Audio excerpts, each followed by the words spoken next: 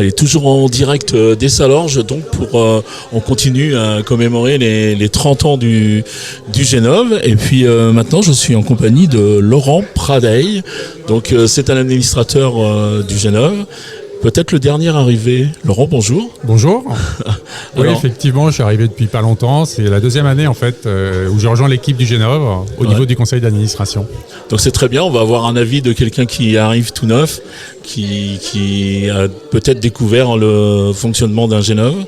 Enfin, d'un groupement d'employeurs. C'est ça, plutôt. oui. Jusque-là, en fait, j'étais pas du tout sur des problématiques de péninsule ou de groupement d'employeurs, puisque c'était plutôt des personnes avec qui je travaillais sur des emplois à l'année. Et là, en fait, on arrive à trouver des synergies pour compléter les activités d'une période de l'année à l'autre et mutualiser en fait les compétences entre différents groupements, différentes coopératives notamment.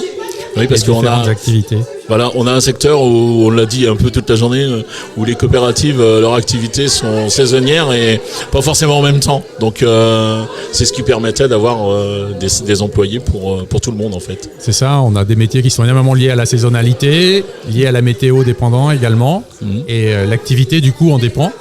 Et on n'est pas en capacité de proposer un emploi de façon permanente toute l'année. Voilà. Par contre, on a des périodes qui peuvent être avec des activités assez intenses, assez fortes.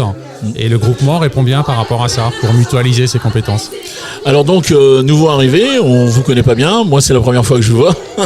Je te vois d'ailleurs, on vous voit tutoie là. C'est ça. Votre activité donc ? Oui, donc moi je suis dirigeant au niveau de l'activité Marinov. Marinov, on est une activité d'écloserie, de nurserie de coquillages sur Noirmoutier.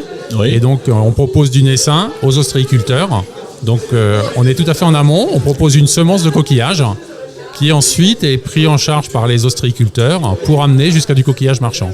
Voilà. Et donc, oui, pas uniquement que les huîtres. Donc, non, c'est ça. On a différents dessins de coquillages, différents types de coquillages, des huîtres, des palourdes par exemple également. Voilà. Et donc, pour avoir les employés, donc combien d'employés ou... L'activité Marinov aujourd'hui, c'est une soixantaine d'employés. Une soixantaine d'employés, voilà. Mais avec effectivement des périodes d'activité qui peuvent varier selon les saisons. Alors, quelle saison est la plus... On a une forte activité au niveau du printemps jusqu'à l'été, début de l'automne.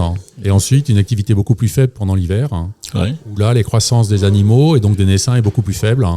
Et donc, à ce moment-là, moins d'activité, moins de charge de travail. D'accord. C'est parfait. Je vais vous remercier parce qu'en plus, je vois que le spectacle va commencer. Tout à coup, ça s'est vidé. Donc, je ne vais pas vous faire louper ça.